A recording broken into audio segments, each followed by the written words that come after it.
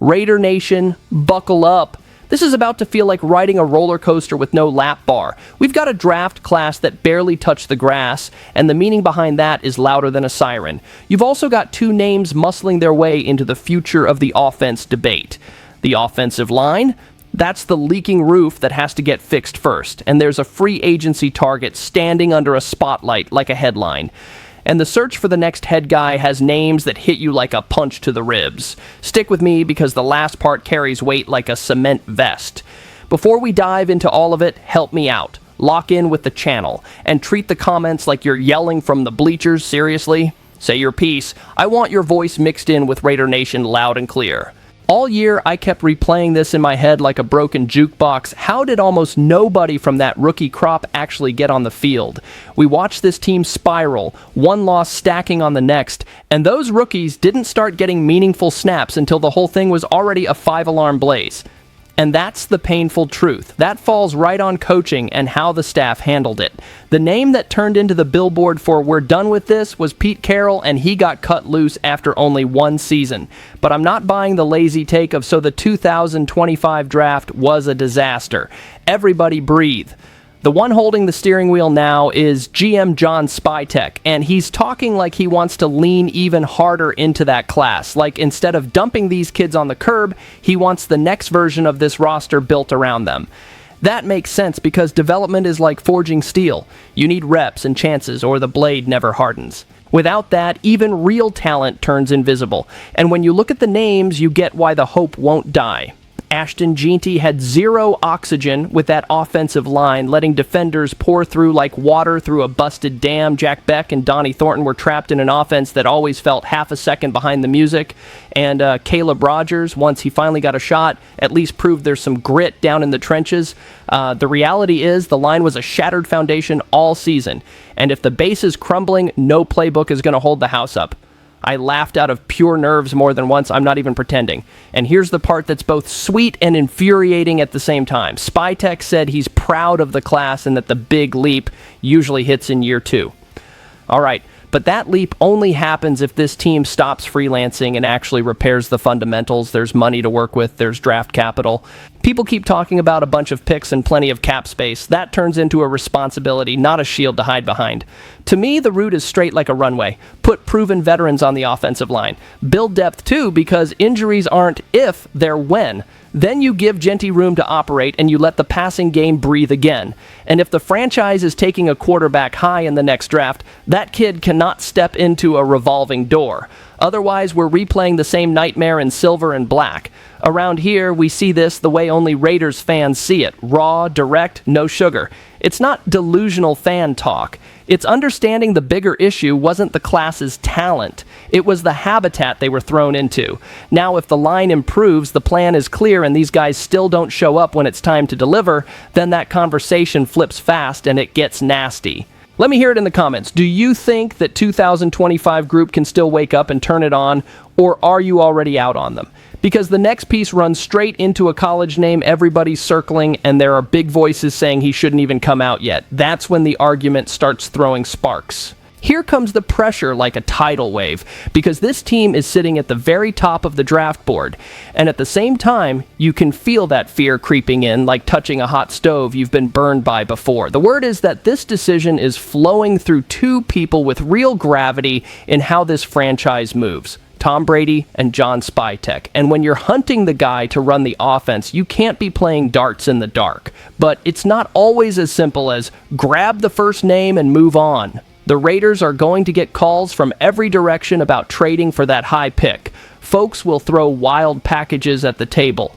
Still, the way a lot of people read it is pretty simple. If you're up there because you need to solve quarterback. And dodging that is just rolling the problem down the street and hoping it disappears. That's where one name starts shaking the room. Dante Moore out of Oregon. He's gifted, he's got a live arm, he carries himself like he belongs, but the big question floating around the league is how much he's truly been put through the grinder. This isn't just I'm in or I'm out. It's about what we've actually seen. It's consistency. It's how he handles big games, tight moments, and ugly nights when everything's going sideways. Even I get caught in that wait, maybe loop, and then I snap back with, but what if he's the one? It's like your brain doing wind sprints, and it's not just me either. You've had major media voices say straight up that if it were their call, Moore should head back to school. The idea is he can get paid now and grow up another year. The point is simple. The NFL doesn't hand out forgiveness for cutting corners. And when an analyst lays it out like, I haven't seen enough to stamp him can't miss, that matters. Because the Raiders aren't drafting a science project just to feel smart. They're drafting the face of the franchise. What I actually like here is that it feels like the Raiders are treating this like a real investigation now. No getting hypnotized by 3 highlight throws. It's interviews, it's discussions, it's figuring out how the guy's wired, and it's also matching expectations to the roster around him. If the team is going to rebuild the offensive line and adjust the scheme, that changes how you judge a quarterback. One guy looks average when he's running for his life. Another looks like a star when he's protected. What cannot happen is hovering in the middle and making some last-second panic pick, because if Brady and Spytek really are steering this together, something decisive has to come out of it, and it has to be something Raider Nation can look at and say, all right, there's an actual roadmap, and hold up, because the next part is the other side of the coin. There's a quarterback on a heater right now, stacking awards in big games, and getting treated like the favorite to be the first name called. That's when it starts boiling. And now we hit the part that makes your brain do backflips. Because when you've got the top pick, suddenly everybody's got a megaphone and a trust me bro degree. And I understand it, we're exhausted from being sold dreams that evaporate. But there's something that has a lot of college football people buzzing. There's a quarterback playing like the field is a chessboard and he's seeing 3 moves ahead. The name pushing that whole conversation and the guy the Raiders have been watching closely is Fernando Mendoza from Indiana. And what jumps out isn't just his arm or whatever number pops up on the scoreboard. It's command. He reads it. He adjusts the call. He doesn't melt down when the first option gets wiped out. I'm going to be real with you. That kind of poise is like finding water in the desert, because you can't go shopping for leadership in free agency. His season turned into a full-on audition. Big games, pressure, high stakes. And when people say he improved as the year rolled on, I'm with them. He doesn't look like the same guy from the start. His processing looks sharper, he stays calmer, moving from the first read to the third. That's premium stuff in the NFL. And the wild part is, sometimes I catch myself thinking, are we seriously watching this happen? Then I exhale and tell myself, slow down, Derek, it's still evaluation. Analysts have been saying the same thing. The game looks easier when a guy prepares right, when he knows what he's supposed to execute, when he doesn't spiral into panic. And that's where Mendoza keeps stacking points, because the Raiders don't just need talent, they need somebody who can stand tall when protection breaks, when the stadium is screaming for answers, when the locker room feels shaky. And the fan base in silver and black knows how heavy that pressure can get. Now, you also can't sell him like he's some automatic rescue boat. This team still has holes all over: offensive line, depth, consistency. If the Raiders take any quarterback and toss him behind a turnstile, it's the same trauma on repeat. So the real question is, if it's him, is the plan going to keep him upright and put him in a position to win? Because then it clicks. And I need you in this. What's your read on Fernando Mendoza as the guy to lead this turnaround? Sound off in the comments, because this argument is about to take over the entire offseason like a storm cloud. All right, don't blink, because now the spotlight swings from the draft to the wallet. There's a free agency target who could plug a massive hole on that line, and missing on him would sting like stepping on a nail. You know what drives me up a wall? We spend the whole year trying to decode the offense, and the answer is sitting there like a neon sign. Without a legit offensive line, nothing holds. You can swap coordinators, you can cook up a new scheme. If the pocket caves in and the run game isn't respected, it's dead on arrival. And this offseason, the message coming out of the building is loud. That unit has to be rebuilt the hard way. After the Pete Carroll firing, the franchise is right back in full rebuild mode again. And then everybody starts side-eyeing Patrick Graham like, is he staying or going? That's tied to the next head coach, but honestly, that becomes background noise if the line keeps bleeding out. What stands out is the Raiders already have 2 pieces that look steady. Colton Miller is dependable, and Caleb Rogers showed something when he finally got his opportunity. The problem is everything around that. That's at least 3 spots screaming for answers, and you can't expect rookies alone to patch a sinking ship. You need proven veterans, and you need depth. That's why the name getting stamped as the obvious fix is Tyler Linderbaum, the Ravens center. Yeah, it sounds like a fantasy, but it lines up. He's one of those guys who can move, he pulls, he climbs to the second level, and he changes the math of how an offense runs the ball. And a great center is like the conductor of the whole orchestra. He sets protections, he settles the quarterback down. Without that, the huddle turns into static. The twist is the 2026 free agency class could be thinner because a ton of players around the league just got extensions. And that's exactly why, when a name like this becomes available, every team with cap space circles it like a hawk, and the Raiders have room to spend. This isn't spending for the sake of spending. It's putting money where the spine of the offense is. I even caught myself blurting, "This is the move." Then I laughed, because we've been burned before. Out of Baltimore, the word is they want to keep him, but a big offer can flip the table. If the Raiders come in over market, they corner the Ravens.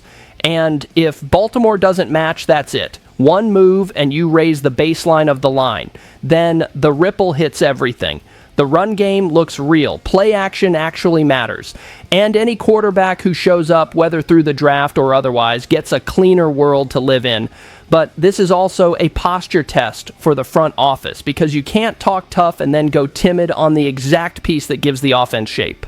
This fan base in silver and black has taken plenty of punches, but when it sees a real plan, it'll strap in for the fight. Now, don't move, because the next story is the one that hits the locker room and the fan base hardest. The head coaching candidate list is already floating around. Interviews are happening, and how they land this decision can steer the entire future. This thing has become one of those sagas where you wake up and there's another chapter.